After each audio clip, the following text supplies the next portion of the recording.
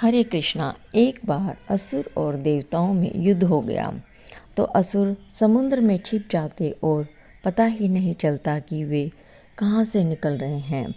समुद्र इतना बड़ा है कि किस तट से निकलकर प्रहार कर देते। देवता ब्रह्मा जी के पास अपनी समस्या लेकर गए तो ब्रह्मा जी ने कहा, इस समस्या का समाधान तो अगस्त ऋषि कर सकते हैं।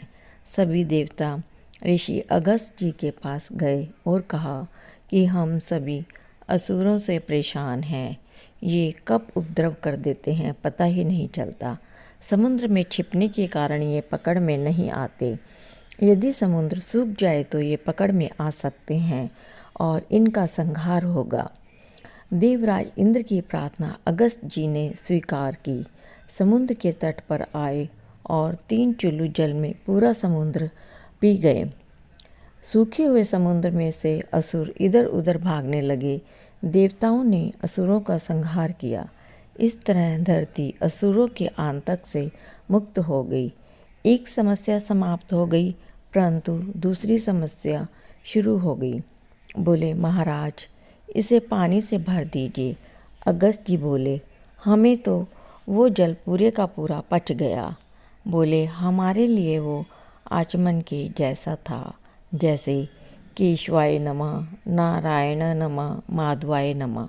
अब तुम्हारी समस्या है, तुम जानो। महाराज यह तो बहुत बड़ी समस्या हो गई, क्योंकि समुद्र का प्रकृति में बहुत बड़ा महत्व है। मानसून के बादल समुद्र से उठते हैं, जिससे वर्षा होती है। यदि समुद्र ही नहीं रहेगा तो वर्षा कहाँ से होगी, जिससे जीवन कैसे चलेगा। तो अगस्त जी ने कहा, जब विष्णुपति भगवती गंगा भगीरथ जी लेकर आएंगे तो गंगा जी समुद्र को भर देगी।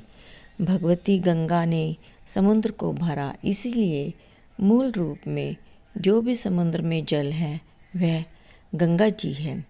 इसलिए समुद्र को तीर्थराज महोदधि कहा जाता है। समुद्र सभी तीर्थों का राजा है। समुद्र में स्नान करने से सभी तीर्थों का स्नान हो जाता है। फिर प्रश्न उठता है, यदि समुद्र को गंगा जी ने भरा है तो समुद्र का जल खारा क्यों है? गंगा जी का जल तो मीठा होता है। इसकी भी एक कथा है। समुद्र का जल मीठा ही था। एक समय की बात है, अंगिरा गोत्र के ऋषि समुद्र के तट पर यज्ञ कर रहे थे। उसी समय चक्रवर्ती तूफान आ गया। उस तूफान में उनका यज्ञशाला बह गया, सब जलमय हो गया। उनके कमंडल, बलकल वस्त्र, यज्ञपात सब समुद्र में बह गए। वे तपोधन ब्राह्मण थे। उन्होंने समुद्र को श्राप दे दिया कि तुम इतने खारे हो जाओ कि तुम पीने लायक ना रहो। कहकर ब्राह्मण चले गए। ब्राह्मण के श्राप से समुद्र खारा हो गया। ये भी सब भगवान की बनाई हुई व्यवस्था है। यदि समुद्र खारी नहीं होते तो पूरे संसार को नमक की पूर्ति कैसे होती? भगवान की व्यवस्था कभी गलत नहीं हो सकती, चाहे वह ऋषियों द्वारा दिया गया श्राप हो। तब से समुद्र का पानी खारा होता है। इस प्रकार आप सबको पसंद आया हो तो कृपया शेयर, लाइक और सब्सक्राइब करें।